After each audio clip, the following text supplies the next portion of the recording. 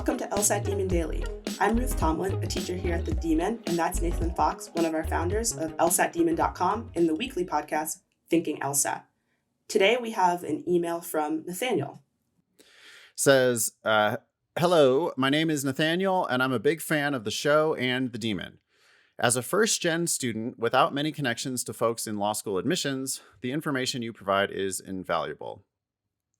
I would love to hear your thoughts on two questions. Is there a point where UGPAs above 4.0 stop making a difference? My LSAC GPA is 4.28. Wow. Yeah, wow. But I want to sign up for a class next semester, my last semester of undergrad, that does not offer A+. Do you see the 4.27 I would end with as significantly different from my 4.28?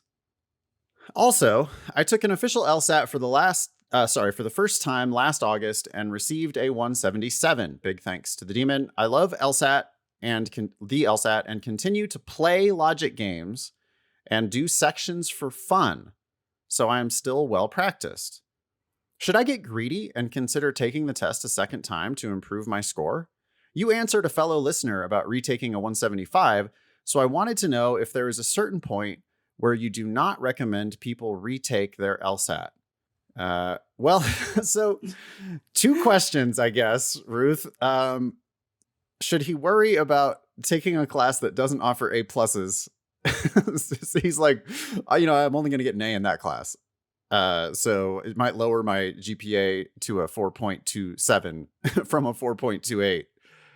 And then the other question is, should he retake his 177 to try to get a 178, 179, or 180? What do you think? Well, that GPA of 4.28, I've almost never seen anything like that before. It seems like, I'm guessing if a A+ is a 4.3, then Nathaniel has almost straight A+ on his transcript, which is... Well, no, it impressive. Has to be. It has to be. We could do the math, but I mean, he's saying that a single A would lower him from a 4.28 to a 4.27. Yeah. So it looks to me like he's gotten maybe 2 A's in his entire career. He's gotten 2 A's and then everything else A+. When I went to college, I don't think we even had A+ at all. And neither did we. I think it's school by school. Okay. But I didn't know that LSAC... This seems like the type, what is the point of an LSAC GPA if they don't translate A+ down to just straight A's for people? I don't get it. That's a great question. Well, it seems like Nathaniel, though, has been quite strategic here, right? He's saying, I don't know if it's a good idea to take a class that doesn't offer A+, so he's mostly only, maybe intentionally, taken these A+ option classes in the past. I would say it's stronger than that. I think we can infer that he has clearly only taken classes, maybe a couple, but he has clearly taken only classes that only offer A+. Yes. I mean, and that's maybe that's just what they do at his undergrad. But I just like people never talk about LSAC GPAs that are above 4.0s. That's just not a thing. We've been doing the Thinking LSAT podcast for 8 years. We get emails every day. I've never even heard of people talking about this. This is like a brand new thing, I guess, that schools are offering A+. And I really, Ruth, you're with me. I really don't understand what the point is of LSAC doing their magic when they equate GPAs from different schools. If some people are able to get A+ and some people aren't. Yeah, that's a good point. Right. I mean, I really don't understand that, but shit. Okay. It's in Nathaniel's favor, apparently. Great. Well, to answer the question then, do I think it would be bad to drop to a low GPA of 4.27? I don't really feasibly see how that could hurt Nathaniel, because what schools tend to care about when it comes to their UGPAs, right, is the medians and maybe the 25th and the 75th. That's what affects their public profile. Yeah. And Nathaniel will be so far above the 75th of any school that I'm not sure that this is really a big concern in his case. What do you think? Well, I just called up the 509 report from your future alma mater. Yale University Law School, on their 2021 Standard 509 Information Report, their 75th percentile UGPA is 3.99. So well, there you go. Yeah, I mean, 25% of the class at Yale has, I guess, a 3.99 or higher. So that could be 4.0, could be 4.1, 4.2, 4.3. It could be 5.0 for all I know. I mean, who knows what's happening out there these days? Maybe you can get an A+++ or something and get even higher than that. I don't know, but like it's certainly not going to affect the 509 report, right? Whether he gets in with a 4.27 or a 4.28 is not going to change this report. When you're already solidly in the 75th percentile or above, they're going to have no doubt that you can compete. You're not going to lower their public profile. The GPA thing, I would absolutely not worry about in the slightest. I mean, they're going to be like, holy shit, 4.27? Totally. Even they might be like, wow, I didn't even know that was a thing. That's incredible. So, I wouldn't worry about that. The LSAT thing, though, I feel like that's maybe I don't know. What do you think? Should he retake it?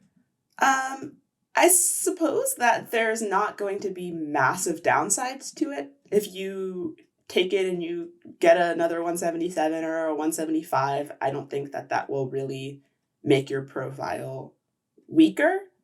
But I do think that maybe this is just me because I scored a 177. But I think past that point, we are getting a little bit into the area of diminishing returns. I'm not really sure that even the topmost school, especially with such a strong GPA, will, if you have a 180, say, see you as a completely different league of candidate.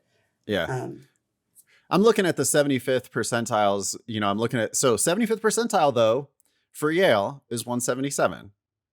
So exactly 177 is the number. So you said earlier, before we recorded, you said you think that what schools are really looking at is their median and maybe their 75th percentile. Maybe. I mean, I'm no expert. Well, yeah. It is public record, right? Like everybody else in the world gets to see it. So we get to talk about it. So it's, I could see why it stands to reason that they would look at that sometimes. And if their 75th percentile is 177, maybe they would like that to be a 178. And if he retook it and got a 178, 179, or 180, he potentially would be the guy who makes them have a 75th percentile of 178, 179, or 180. That's the way percentiles work, right? It's just like you're lining up all the people in a row, and Yale's not that big of a class, right? What do we got? We got 214 offers of admission, 150 people actually enrolled.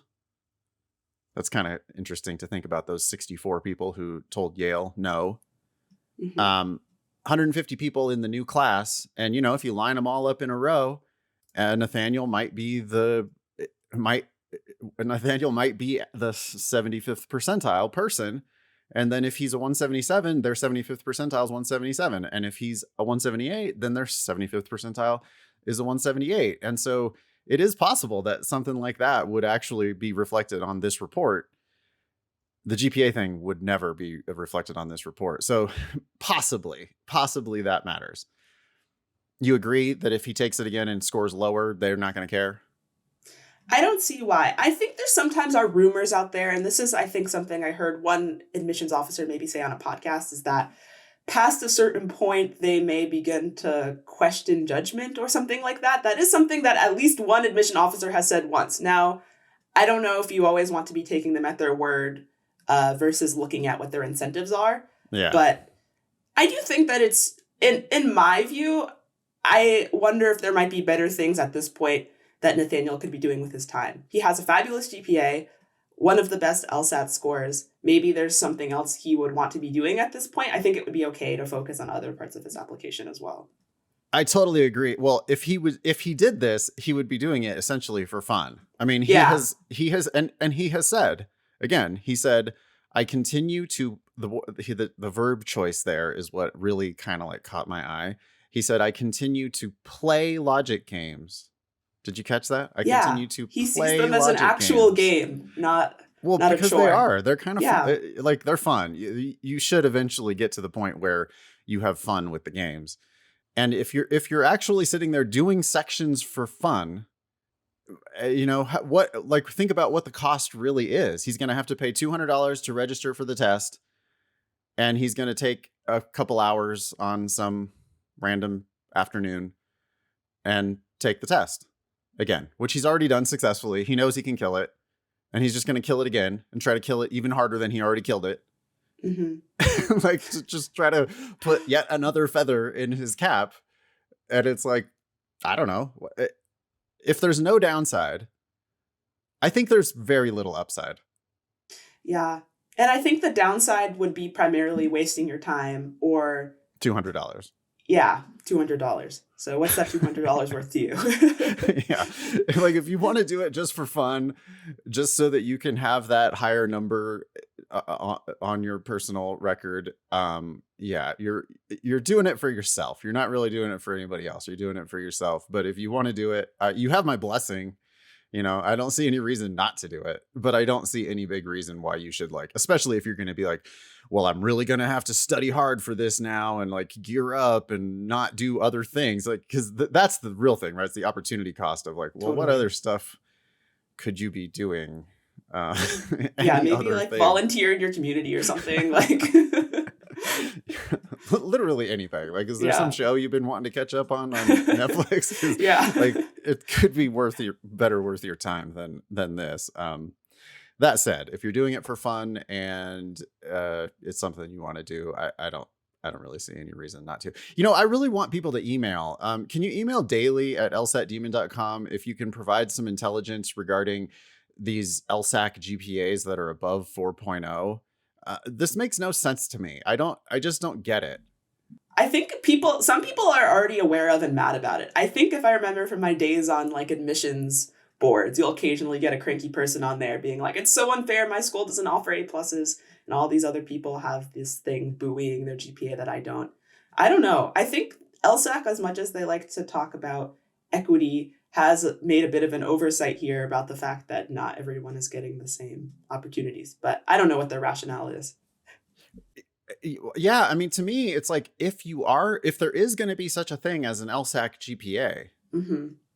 right? Because they don't have to. I don't know that they have to have an LSAC GPA. I don't know if that requirement came from the American Bar Association or something like that. Doesn't seem like it would really be a necessity to have an LSAC GPA. If there's not an LSAC GPA, then it's just completely Wild West, and schools can report whatever they want to report, and there's no kind of equating going on at all.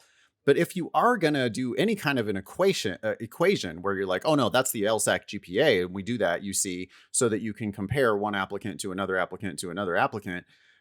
But some schools have 4.3s and some schools don't. Like, if your school, Ruth, if you had gotten literally the best grade you could get in every single class, you would have graduated with a 4.0. Correct.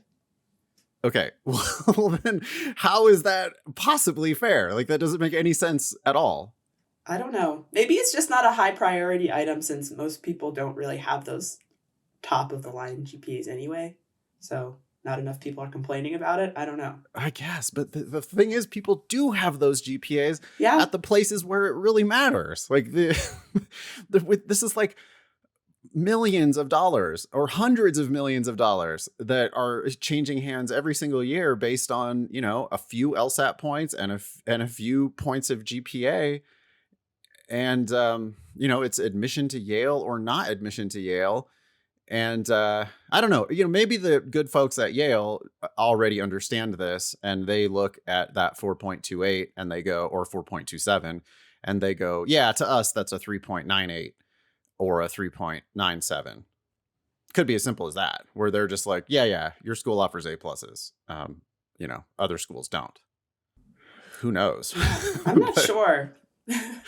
Yeah. This is not an issue I ran into. I was a good student, but not that good of a student. No, you were. You didn't have the opportunity to get a 4.28. It was literally impossible. Anyway, I hope that was helpful, Nathaniel. If anybody out there wants to vent about GPAs above 4.0, email daily@lsatdemon.com. Great. Well, thank you so much for writing in, Nathaniel. And yeah, anyone can email daily@lsatdemon.com if you'd like to ask us a question or share some LSAT or law admissions related news. Thanks so much for listening.